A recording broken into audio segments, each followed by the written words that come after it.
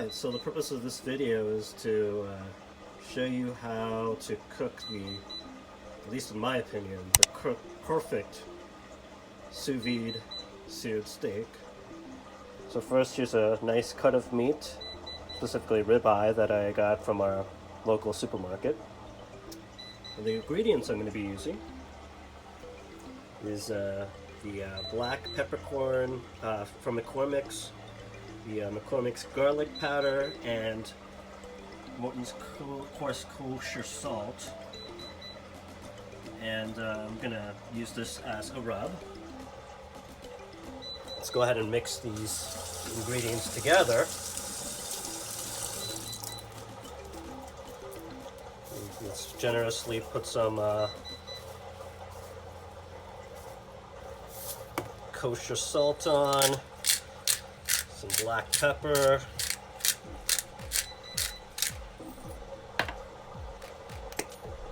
and some garlic powder.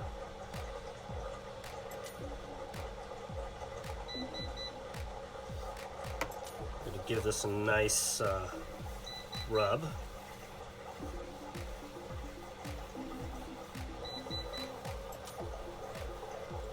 Okay, and you want to do that for the other side as well.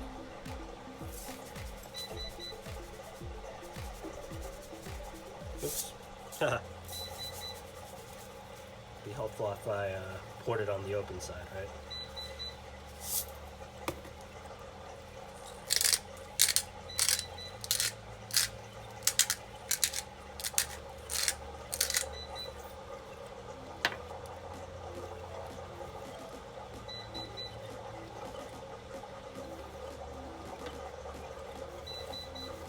Nice generous rub here.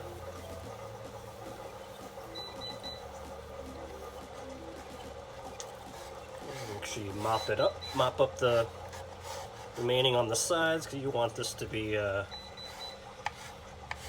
steak to be fully seasoned.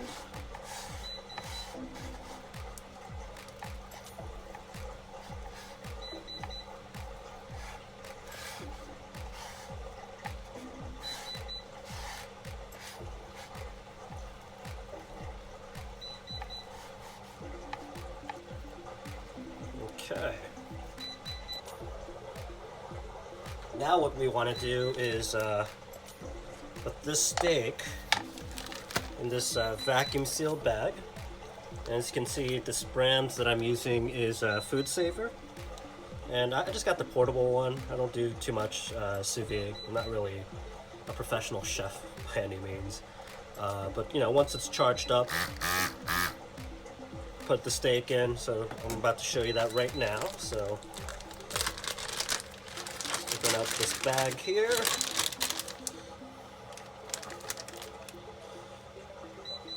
Go ahead and put this steak inside the bag. Very simple. Go ahead and seal up this bag.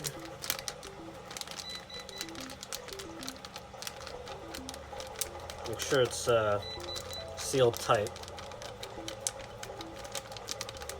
Okay, move this cutting board out of the way into the sink. I'll lay this flat. Then you get this vacuum sealer. You see this little hole over here. Put it down there, and it'll start to vacuum seal the steak. You know it's like pretty much done. It's nice and tight. Okay, just double check. Get that out of the way.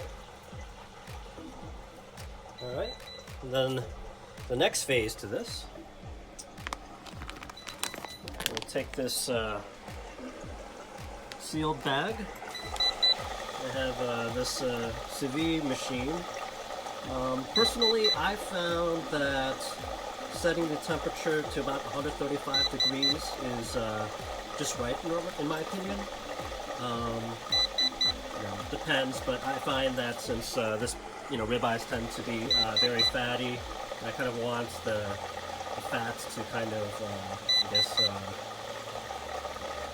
be a little bit more tender, have a more tender, steak. So that's what I find to be the temperature. I guess it's personal preference, but that's the temperature that I find to be perfect. So then I'm going to go ahead and get the steak and put it in this sous vide bath. So it's nicely in there. And I have a very simple makeup. I'm sure you've seen YouTube channels out there where people have a lot more sophisticated sous vide baths. But mine is fairly simple. Just have my gourmet sous vide wand and my steak. And I'm going to go ahead now and set the timer here. I usually like to have it sous vide for 2.5 hours or so. At least that's what I found to get me the perfect amount of tenderness, in my opinion.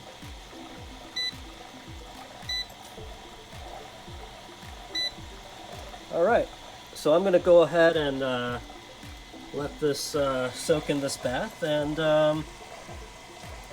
the next time you see me is when I get things prepared to sear this bad boy.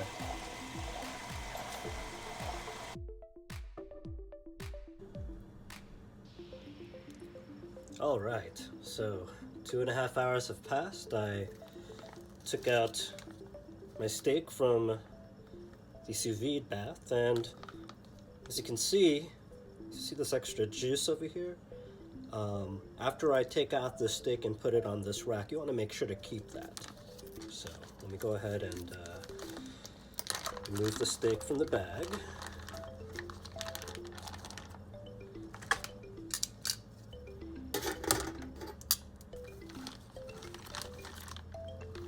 Alright, it smells great, by the way. Probably wondering why I have those eggs there. I will show you in a moment what I'm going to do with those after we're done cooking the steak.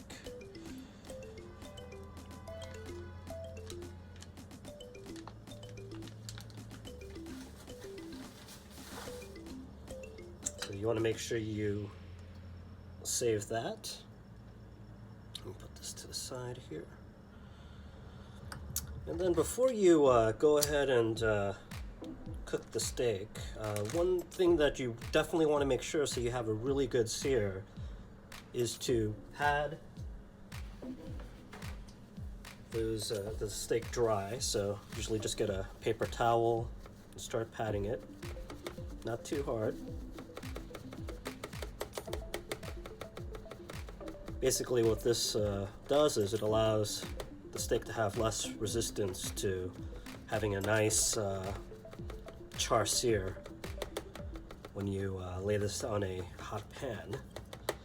And while I'm doing this, I'm heating up my cast iron skillet. So just keep patting it down. Go ahead and flip it over and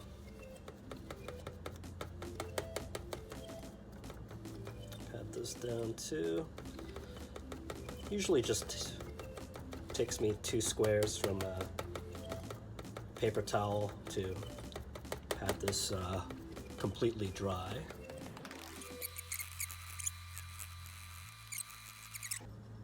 Just so you know, the other ingredient that I have here is a 1/4 stick of butter. The butter that I prefer to use is Kerrygold butter. Sorry, I don't have the packaging to show you, but you could find it in your supermarket dairy aisle. But this is what I prefer to use. I'm going to go ahead and change the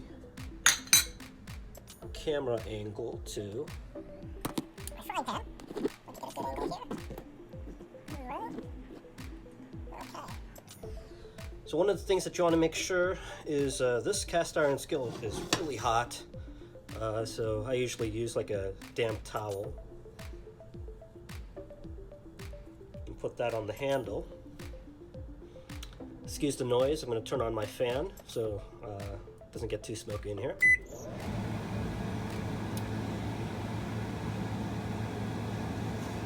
And what I'm going to go ahead and do is put some olive oil on this pan. See, it's going to start smoking up a lot. Okay. And then I'm going to go ahead and start searing the steak.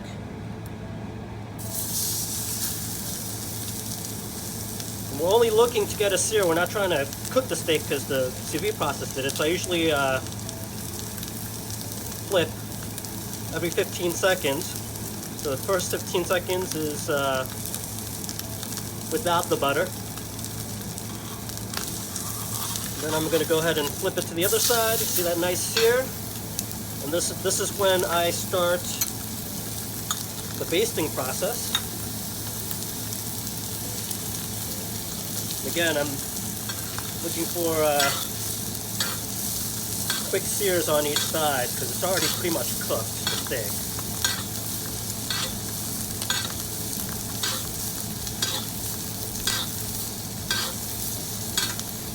Okay, go ahead and flip it again. Baste for the 15 seconds. Get a nice char going here.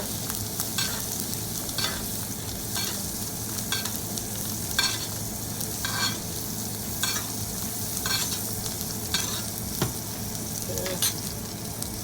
Then I'm going to go ahead and do one more sear on this side.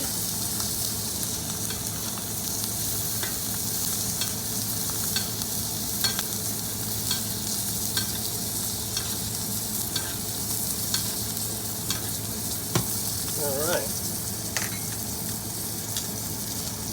Then on the fat side, I kind of like to give it a sear to render the fat or cook the fat a little bit more. Get that buttery goodness in there.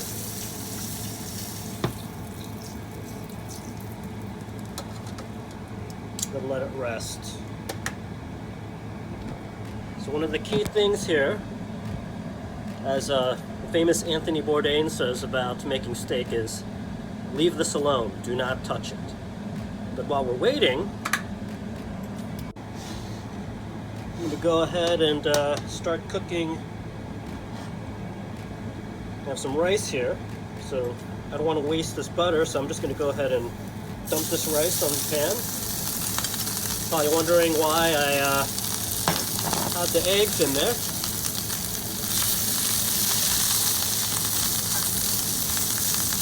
Make some quick egg fried rice using the butter. And by this time I do have the heat turned off. And then remember this, the sauce that we saved, we'll put that on top. Then we'll go ahead and crack some eggs here.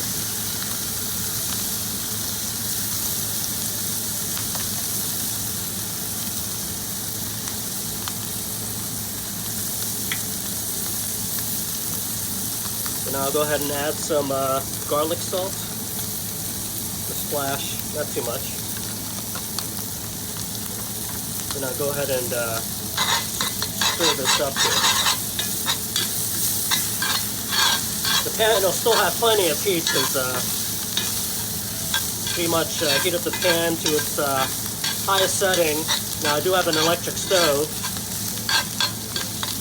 It may differ if you have a gas stove. You have to control the heat accordingly, but we'll go ahead and stir this up. My favorite type of fried rice because the rice gets crispy when you cook it this way, especially on a cast iron skillet.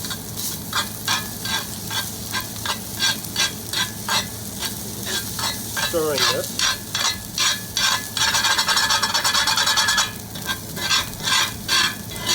Soak up all that black buttery goodness.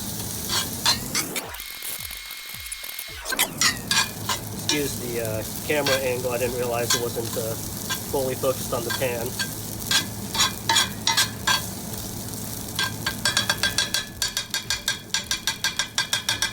This gives you somewhat of a distraction from the steak because again, you want to let that steak sit for at least 5 minutes. So in that time, I'll go ahead and make some egg and butter fried rice.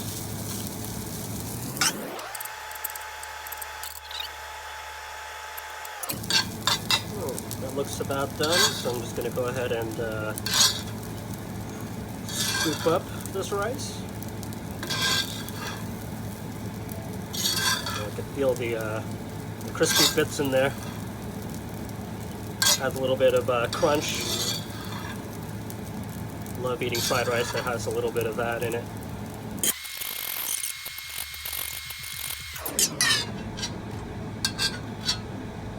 Yes, it's so good that I don't even want to waste the kernel of rice, you know?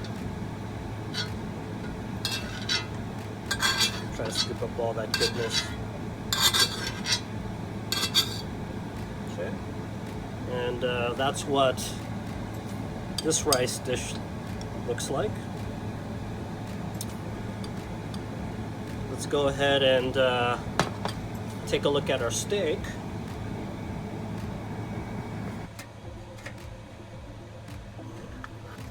Look at that. Actually looks like there's like a fat right over here, and looks like it melted, so it looks like 2 pieces of steak. But as you can see, I have a really nice sear going on with this. Alright, so on to the moment of truth, right? So what does it look like in the middle? Since this is already slightly cut, I'm going to treat this as a separate piece. Cut that away. Alright, let's see what this looks like. I'm crossing my fingers. I usually like mine to be a nice medium. Look at that. I think the results look pretty good. Again, this is just a very simple tutorial on how to cook a sous vide seared steak. I am not a professional chef by any means, but if I could do this, anybody can. Hope you enjoyed this video. Thank you.